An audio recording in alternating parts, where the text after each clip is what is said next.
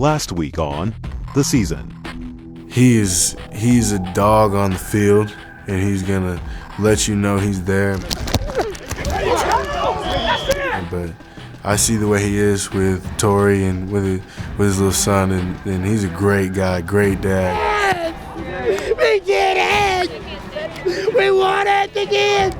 You could sense certain things when you had those two guys, and when I walked away from those two guys, you just knew that, for one, you could tell they have a good relationship. Right. They're for each other, they're laughing, they're joking, they're playing. When they come out and they're doing handshakes, going in and out of the game, and they're high-fiving, and Matt's jumping up and down, saying, "Run that thing, John, run that thing," and he's on the sideline doing that. That's probably not normal. Holmes's going to hand it off. Ely runs through the guy and punches it in. I mean, he dropped a linebacker on his back.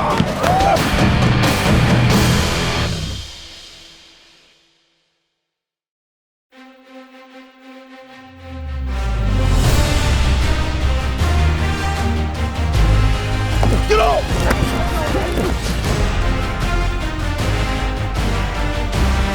Let's go! Let's go!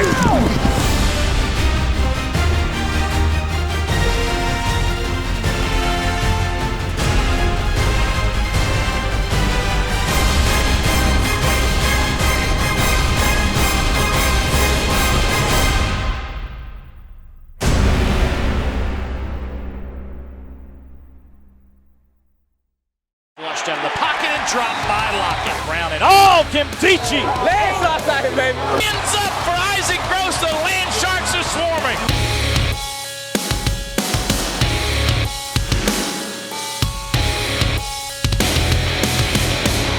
Landshark Nation, baby.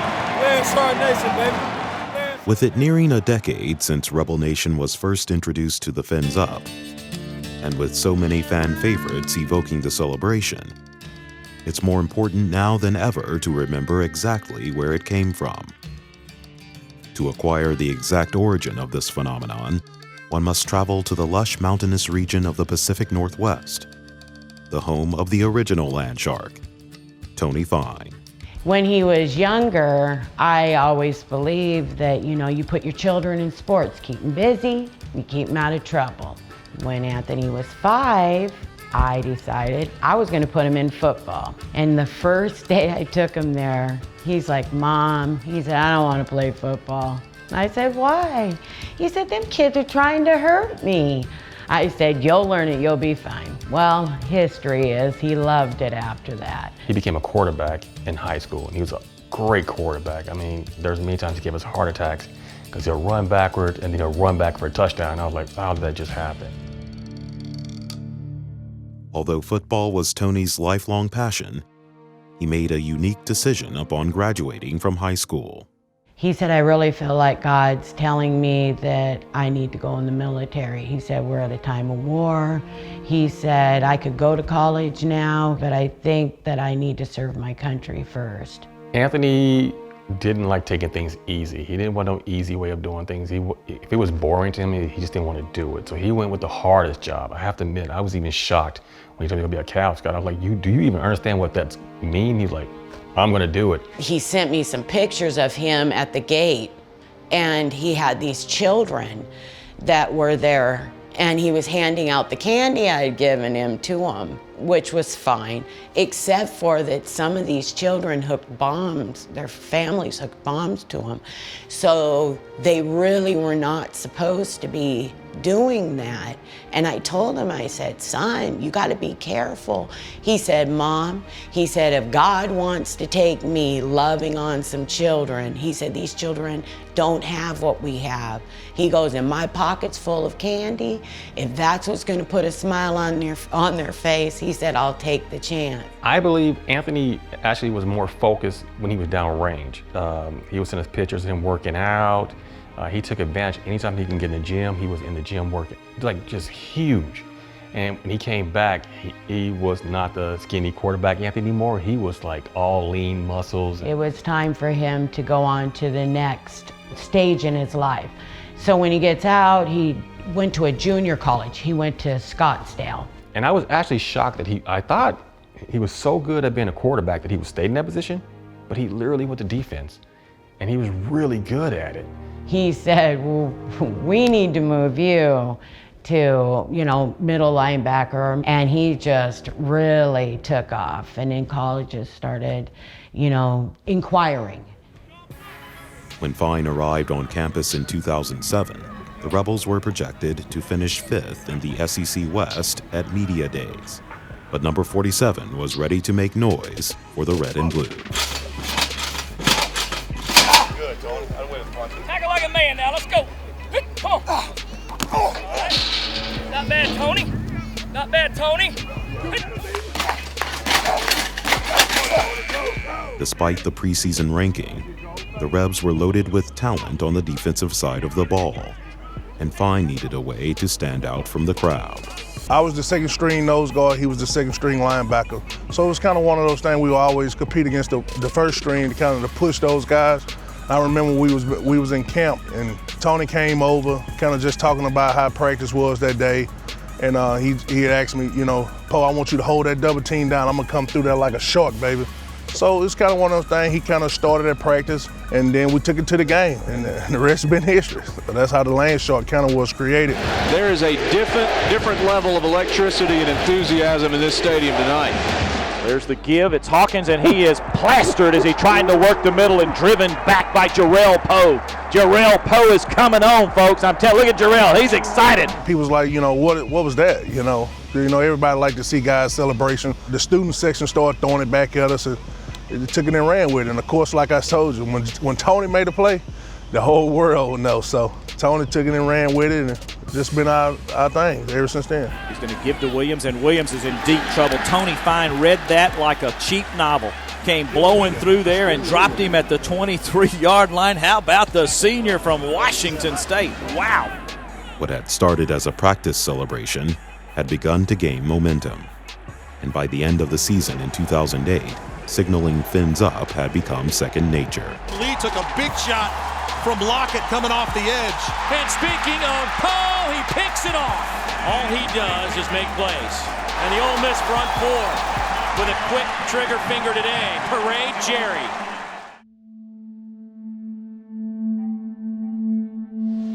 Well, some sad news to report this week in Oxford. Former Ole Miss linebacker and Iraq War veteran Tony Fine passed away unexpectedly of unknown causes. And Fine was a key member, Steve, of Ole Miss's defense last year. Tony Fine, born in 1982, and we lost him this week, the year 2009. Wristbands being worn by his teammates. A lot of memories that were shared during our talks on Thursday and Friday. Land shark. Tony was the one that started the land shark routine with our defense here. And they wear his number on the back of their helmets today in his honor. Number 47, Tony Fine. Tony Fine's life was cut short, but his legacy would live on. The Fins Up is just a unifier. It's something that everybody was part of. No matter you're rich, you're poor, no matter you're black, you're white, or whatever background you come from. I found it to be very beautiful that it grew like that and that everybody embraced it and understood what it meant. We're hunting you down, we're gonna get you, we're gonna get where we gotta go to. And that's kind of what Anthony, who he was. I'm gonna get to where I need to be at and make it happen. I know he can see it from where he's at. I just wish he could be there to be a part of it and to be able to sit here and speak about it from himself. I wouldn't change having you for one moment of all this pain my heart feels for the honor that it was being your mother and watching your legacy move forward. His legacy. Anthony, legacy, I would say, it's about impacting people's lives. He was actually a very big part of his family. And he made an impact on our family. And I'm not talking about in football, I'm just talking about from the person he was and who he became. When I seen that the school had embraced my son's legacy like that, all of a sudden I knew that he lived long enough for that to come into effect, and then God took him home. It gave peace with me that my child had been created to be a unifier to a college and to bring something that everybody could embrace. With its simple move of achievement and excellence on a football team so that he could get noticed. That it took a life of its own the way it did really touched me as a mother.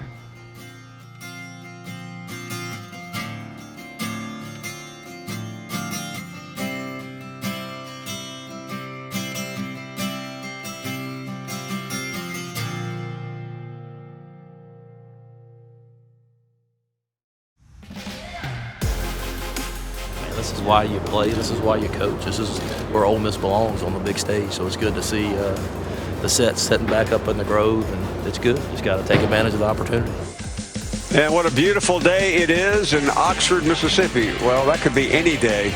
Rain or shine, it's one of the great places in the country to spend a college football weekend. I think people want to come to Ole Miss. I think when they get here, they sense the family atmosphere. They sense the unity. It's a special place, and so people want to come here. And I think the family atmosphere works here. I think, and again, people do it a lot of different ways, other places, but family and that field is what's different about Ole Miss. And I think when people come here, I think it's not just something because I think everybody talks about it, but I think when you come here, I think it's something that's tangible and something that you feel. As big a rivalry as this school has ever known, prime time on ESPN. I mean, I just can't imagine looking up though. This is pretty cool. It is. It's an unbelievable opportunity, and I think that's the key is not letting the moment be too big, but just going out there and enjoying it. This is why you coach. This is why you play.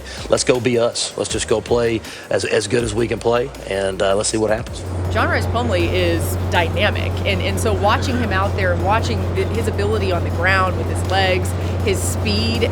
We were actually just talking about it. When he goes past you, it's like, whew, he's going so fast. You almost want to associate a sound effect with his speed. But I think he's got some God-given talent that is really hard to,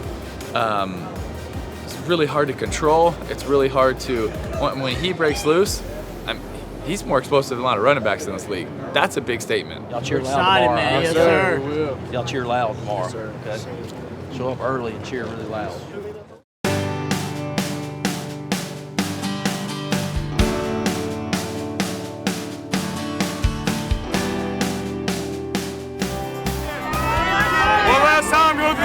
Awesome atmosphere. Let's get it today. Man, one, man. This feels great. It don't feel the same.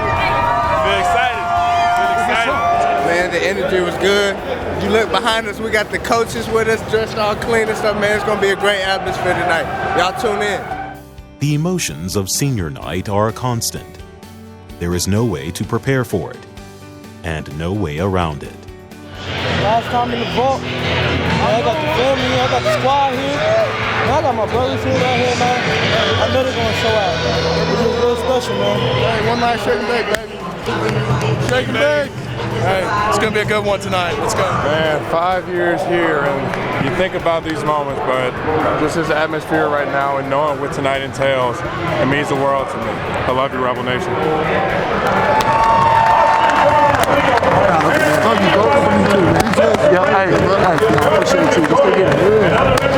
For the seniors, their last home game would be a tilt with rival LSU, the top-ranked team in college football. And the Bayou Bengals quickly set out to prove it. Well, here comes the #1 team in the country, led by the Heisman Trophy front-runner senior quarterback Joe Burrow. There's a handoff, and straight up the gut for a big play. Across the 30 to the 33 goes Clyde Edwards-Helaire. Burrows takes a snap, rolls right, throws downfield, and has his man at the 35 on a crossing route. Big tackle and dump there is Jamar Chase, but a big gain for LSU. There's the snap. Burrow getting pressure up the middle. He's going to step away from it. Lobs it down the sidelines. Got a man wide open. Caught. Touchdown for LSU. Jamar Chase. Joe Burrow is a Heisman candidate. And on Saturday, he was showing why he's an odds-on favorite. Second down coming up for LSU.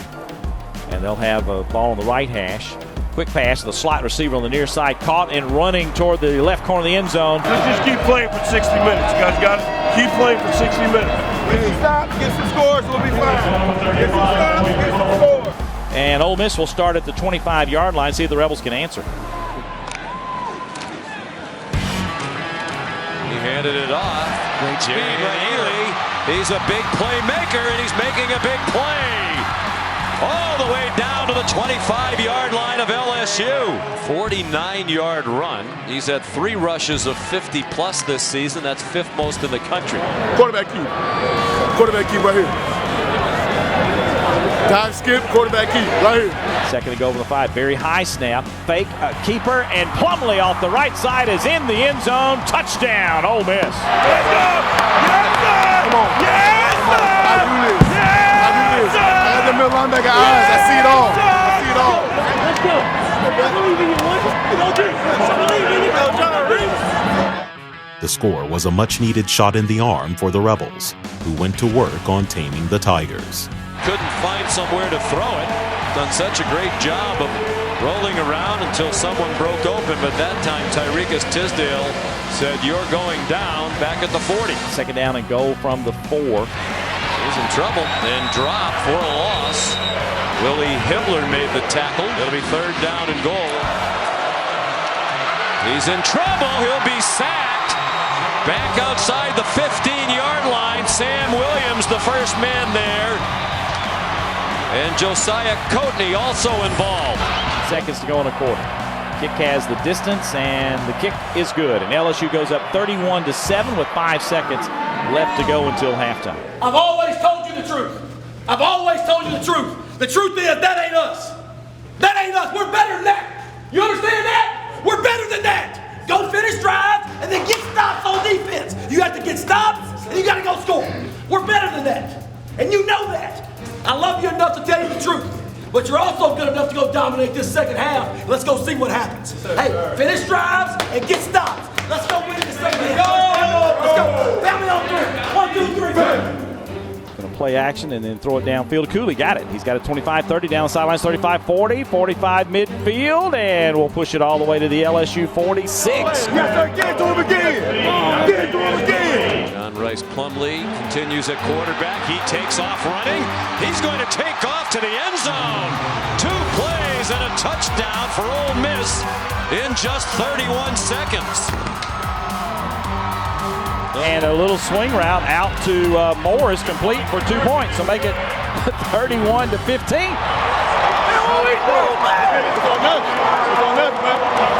To say the Rebels came out swinging would be an understatement. Going to hand it off to Ely running right. He's got a lane 30, 35, lowers his head and is spun over and dropped at the 40-yard line. So a good start on this drive. The Rebels, there's the snap, fake the toss pitch, and now Plumlee runs right off tackle, 45-50. He's in the clear again. He's to the 30, to the 20, to the 10. You can't catch him. Touchdown, Ole Miss. He's going to the pocket, bro. They're going to go for 2 again. Design run for Plumlee. Lunging and gets there for the 2. Either way, keep it going, baby. Second down 8 for LSU from the 22. Rebels bring with a blitz. Burrow's going to run to his right. LSU picks it up nicely. Now he flips it downfield, and it's going to be picked off by Ole Miss. Edron Smith with the pick.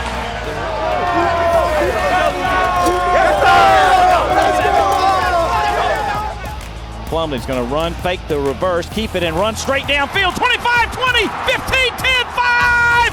Count it. Touchdown. John Rice Plumlee's 4th of the night. Turning the takeaway into a touchdown, the Rebels were back within 2 scores. And the Landshark D was more than happy to do it again. Here's the snap. Here comes pressure. He steps out of the pocket. He's hit as he throws it. It's up for grabs. Picked off by Ole Miss again at the 16-yard line. DeAndre Prince just playing center field, waiting on that one to come down. And Plumlee can throw it too. They say he's an improving passer, and that one looked good to Elijah Moore with just enough for the first down to the 44. And a new set of downs here in LSU territory. Connor Broke away from Lawrence, bounces outside as a first down. With the final quarter winding down, the red and blue drive that started with such promise had now turned into a do-or-die 4th and forever. Play of the game so far, Plumlee too high. And LSU holds and will take over on down. They bring pressure right in his face. He got it off. Jamar Chase breaks free. They have angles on him. He made a great cut to the outside and scored. And if the second half proved anything, it was that there is no quit in Coach Luke's group. Corral on target. Elijah Moore weaves through that defense and a touchdown.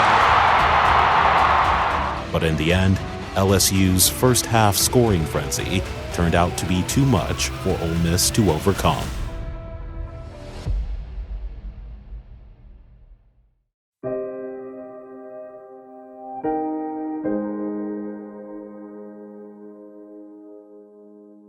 Look at me. Listen, we're in this thing together. Hey, I love you guys. We didn't play good enough to win tonight. We didn't play our best football, especially in the first half. We came out in the second half. We did some decent things. We got some momentum going. But you can't wait and play a half like that against a team like that. They're number one in the country for a reason, but we didn't play our best football, and you know that. And you know that. Again, y'all just keep battling and hang together. We got one more game, and it's a damn big one, and we're going to go get our trophy back. You understand that? The quarterbacks are seeing things, but again, the effort was good. The execution at times wasn't what we wanted it to be, but we just got to keep working hard and get over the hump. It's tough loss, especially when you feel like you could have done a lot better and put yourself in the game there at the end, But looking at next week, me and this team, we're going to do whatever it takes to win. The fifth-year seniors, they were redshirting at the Sugar Bowl, and all the things that they have gone through, and they've stuck it out, and they've persevered, and they've continued to fight. They've had, they could have left, they could have gone other places, but they chose to stay here and fight that out. I think they deserve a lot of credit.